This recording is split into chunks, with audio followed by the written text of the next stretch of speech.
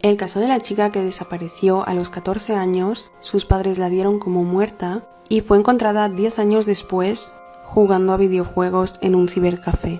Esta chica se llama Xiao Yun y cuando tenía 14 años, después de una discusión con sus padres, decidió escaparse de casa. Nadie más volvió a verla y 10 años después sus padres ya la daban como muerta. En 2015, cuando ella tenía 24 años, la policía la encontró en un cibercafé jugando a videojuegos. Ella explicó que una vez se escapó de casa, fue de cibercafé en cibercafé, jugando a videojuegos, dormía allí.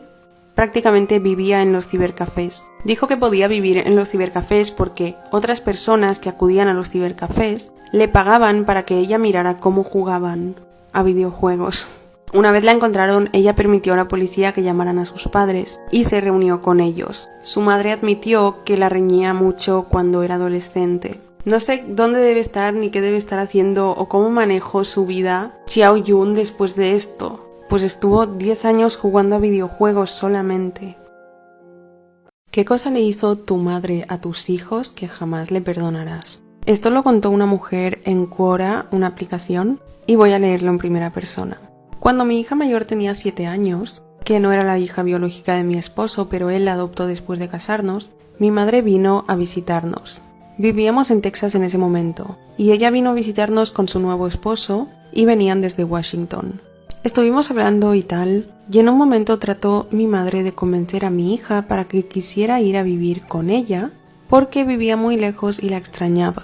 Mi hija dijo que le gustaría visitarla, pero que quería seguir viviendo con mamá y papá. Cuando salí de la habitación, un rato después para ir al baño, la presión de mi madre sobre mi hija aumentó. Mientras caminaba de regreso al comedor desde el baño, escuché a mi madre decirle a mi hija: «Tu papá no te quiere tanto como ama a tus hermanas porque no eres realmente suya». Yo inmediatamente di a conocer mi presencia. Refuté sus palabras como las mentiras que eran y le dije que era hora de que se fueran. En 5 minutos ella y su esposo se fueron hacia la puerta, pero lo que mi madre le había dicho a mi hija le dolió profundamente. Historia aterradora de una seguidora en una casa del bosque. Esta historia me pasó a mí de pequeña.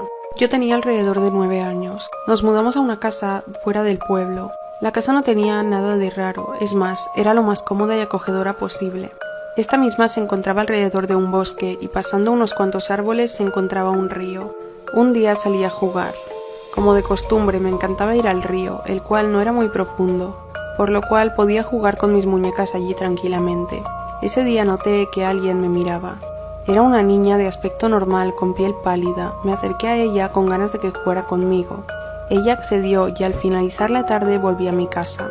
Le conté a mi madre todo lo que hice y a la persona que conocí. Mi madre extrañada me dijo que no volviera a salir hasta que ella me lo dijera. Me fui a mi habitación triste ya que no podría ver a esa niña nunca más. En la casa en la cual vivíamos se escuchaba el canto de un señor en el ático, el cual por la noche no me dejaba dormir. Mi madre me dijo que solo eran las lechuzas que cantaban. En ese momento me lo creí. A los 11 años nos mudamos de esa casa. Y el tema no volvió a salir, hasta ahora que cumplí 15, y la duda me carcomía por dentro. Le pregunté a mi madre sobre la niña y el señor del ático, y ahí fue cuando entendí todo. Mi madre me dijo que la niña a la cual vi no existía y que antes de mudarnos el señor que cantaba en el ático había matado a una niña, y luego él se quitó la vida en el ático. Por eso nunca me permitieron subir.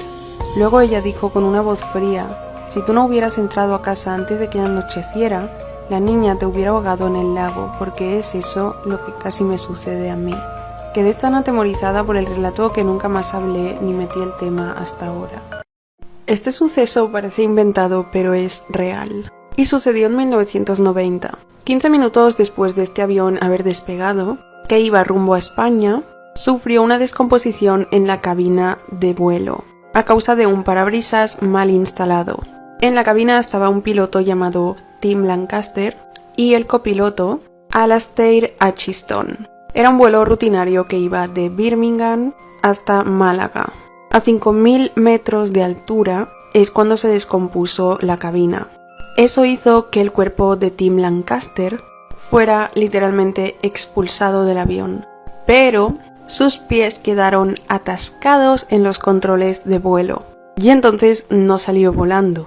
Uno de los auxiliares del vuelo se dio cuenta de que algo estaba pasando en la cabina, por lo que fue corriendo a ayudar. Cuando vio casi el cuerpo completo de Tim fuera del avión, lo agarró para que su cuerpo no se soltara y saliera volando. El problema es que era imposible meterlo para adentro. Este auxiliar tuvo que quedarse 20 minutos sosteniendo a Lancaster, mientras el copiloto aterrizaba de emergencia en un aeropuerto, y Lancaster quedó inconsciente durante estos 20 minutos. Historias para no dormir. Yo soy de Venezuela y en países de Latinoamérica está muy presente la brujería, espiritismo y demás fenómenos paranormales, entonces siempre crecí con esas cosas muy normalizadas. Voy a contarte la historia que más me ha afectado. A veces tenemos la falsa creencia que cuando muere una persona que queremos hablarles o pedirles cosas, como si ellos al morir adquiriesen algún poder, y no es así.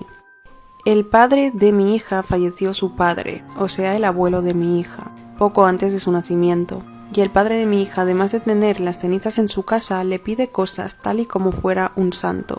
Ahora sigue la historia para que entiendas el vínculo. Tengo una niña que en la actualidad tiene 7 años, y esto sucede cuando tenía 4 o 5. Mi hija siempre ha sido muy miedosa en todos los sentidos. Una noche estábamos en casa de mi madre. Ella es practicante de brujería, que además de ser practicante, esa fue la antigua casa del abuelo de mi hija. Decidimos quedarnos y dormir en el salón de su casa.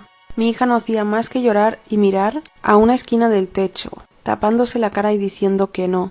Pero esto no es lo más espeluznante de toda la historia. Días y meses después de aquello, mi hija empezó a no querer comer, a bajar de peso, a enfermarse por todo, y dio la casualidad que fuimos a una misa yoruba, de la religión yoruba, en pocas palabras, santería. Y estaba mi hija presente. Las personas presentes llamaron a mi hija y empezaron a rodearla, en un círculo. Y entre ese círculo se acerca una mujer que no conoce a mi hija de nada, y empieza a preguntarle a mi hija que si su abuelo le daba mucho miedo. Y mi hija a todo esto llorando. A esa mujer se le empezó a tornar la voz ronca como un hombre, y empezaba a decirle a mi hija: tú eres mía, tú me pertenecerás siempre, tú te irás conmigo. Una voz muy espeluznante. Desde ese momento le hicieron como una limpieza a mi hija y dejó de tener miedo. Empezó a comer, empezó a dormir sola. Luego al tiempo me enteré que el padre de mi hija le decía a su padre que cuidara a la niña, que no la dejara sola nunca, y de un buen gesto salió un gran error. De estas historias tengo miles. Maestros, ¿cuáles fueron los momentos en que pensaron de un alumno: oh Dios, este niño es un sociópata? Esta es una pregunta de Reddit y voy a leer lo que contaron algunos maestros. La primera historia dice así: tengo 1.000.000 de historias de estudiantes que dicen cosas que limitan la sociopatía, pero lo peor que he escuchado hasta la fecha fue una niña que dijo: no se me puede confiar con cuchillos. Mi mami esconde todos los cuchillos en la casa porque he tratado de apuñalar todo y a todos. Sé que si apuñalo demasiado a un animal o a una persona podría morir. Esto significa que iría a la cárcel, y no creo que pueda lograrlo en la cárcel. Así que quiero encontrar un cadáver y apuñalarlo una y otra vez. De esta manera sé que no me meteré en demasiados problemas, porque la persona o animal ya estaba muerta. La segunda historia dice así: un niño del kinder de 5 años se puso a llorar, porque no quería entrar al salón de clases. Su madre le dijo que tenía que entrar de todos modos. El niño dejó de llorar de inmediato, se quitó el cinturón y comenzó a azotar a su madre. Como profesor, esa fue la primera vez que me quedé completamente sin palabras. Y la tercera dice así: esto sucedió el otro día y obviamente seré anónimo al respecto para proteger la identidad de la niña, llamémosla Abby.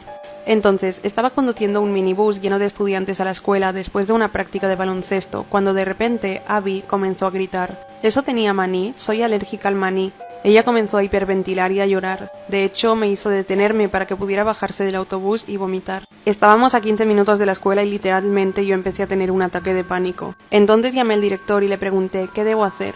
El director pareció confundido y llamó a la abuela de Abby. Ella dijo que no sabía que su nieta, que afirmaba que no podía ni siquiera apenas respirar, tenía alguna alergia. Cuando regresamos a la escuela yo estaba a punto de desmayarme. El director sacó el registro de Abby para mostrarme. No había ninguna alergia en la lista. Ella no era alérgica a nada. Todo fue un acto. La hiperventilación, el llanto, incluso el vómito. Todo fue actuado para llamar la atención.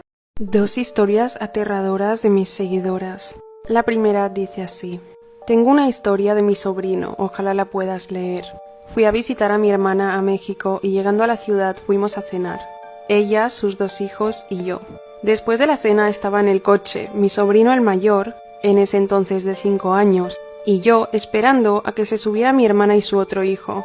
Cuando de pronto me dice mi sobrino: «Tía, ¿por qué no atropellas a mi mamá y a mi hermano?». Yo no dije nada, me quedé sorprendida.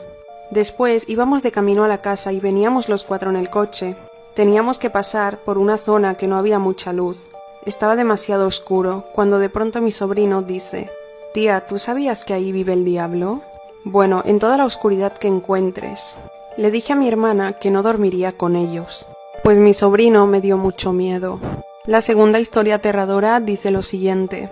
Cuando mi bebé nació vivía en una casa que parecía una cabaña, techos altos, entraba la brisa, etc. Resulta que ahí habíamos como 3 mujeres recién paridas y una embarazada. Se decía que habían brujas. Cabe destacar que yo vivía frente a un cementerio. Una noche sentí pasos de un pájaro grande encima de la casa y me asusté mucho y se lo dije a mi pareja. Más tarde en esa noche él también sintió los pasos y su mamá y los vecinos decían que era una bruja. Una noche acababa de bañar a la nena y la puse en la cama dormida. Cuando yo me iba a meter a bañar, la nena dio un grito como que le estaban haciendo maldad. Se puso roja, la cargué y la traté de calmar. De repente la luz se apagó y la habitación se llenó de cucarachas voladoras. Muchas, y yo les tengo un asco.